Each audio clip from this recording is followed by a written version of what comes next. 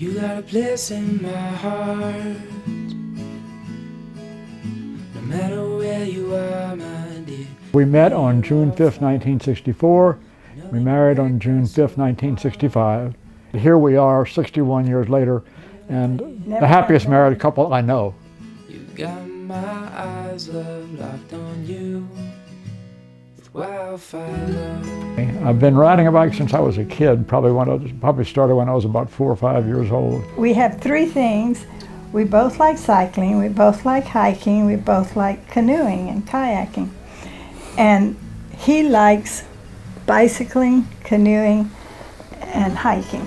I like hiking, canoeing, and cycling. I was always the last kid in the neighborhood to be picked up for football, basketball, any of those things. But I got on a bike and I could go fast and I could go far. When I got to be an adult, as I said, I started doing group rides. The first race I rode was the Festival of States race in St. Pete, Florida. And the first race I rode, I won. And I had never won any sporting event of any kind in my life. And so suddenly, wow, this was, victory is addictive. And so I was hooked. I was riding about 4 times a week, about 120 to 150 miles a week. So doing 4 40 to 60 mile rides, typically longer rides on weekends and shorter rides on weekdays.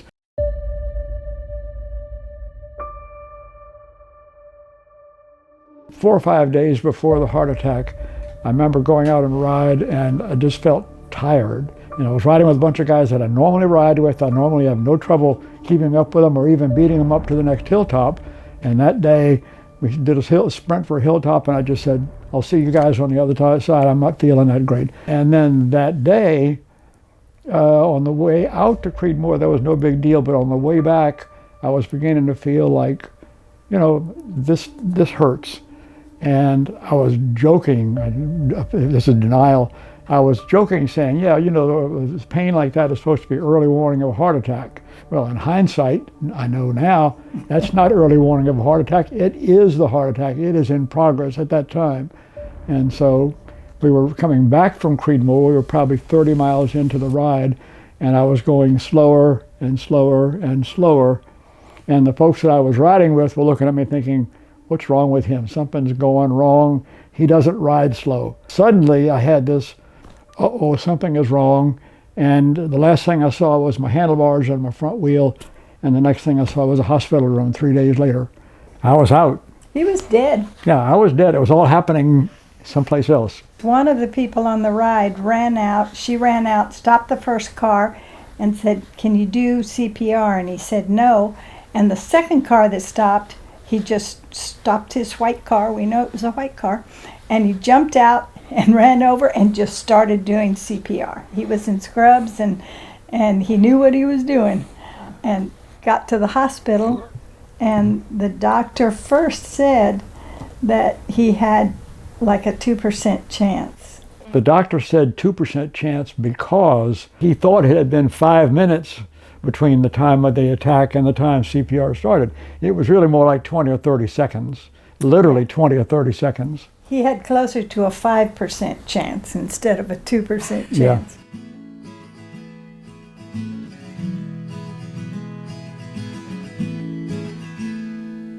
That guy he's my hero. If there's a bottom line message to any of this, the answer is CPR is crucial, and especially nowadays when there are electronic defibrillators everywhere. I mean, they're all over in shopping malls or in grocery stores. They're everywhere. You're never more, if you see somebody collapse, you're probably never more than 2 minutes from an automatic electronic defibrillator, and they come with instructions. There's everything. So the bottom line is, if you see somebody collapse, are you okay? Are you okay? And then start the CPR, start whatever you can do. Can you do CPR? There is no answer that says no. The guy in front of you on the ground is dying. There's nothing you can do to make them deader, but you might save their life if you start. You got my eyes locked on you with wildfire. I'm here today because some people did exactly the right thing at exactly the right time, and then I was bloody lucky.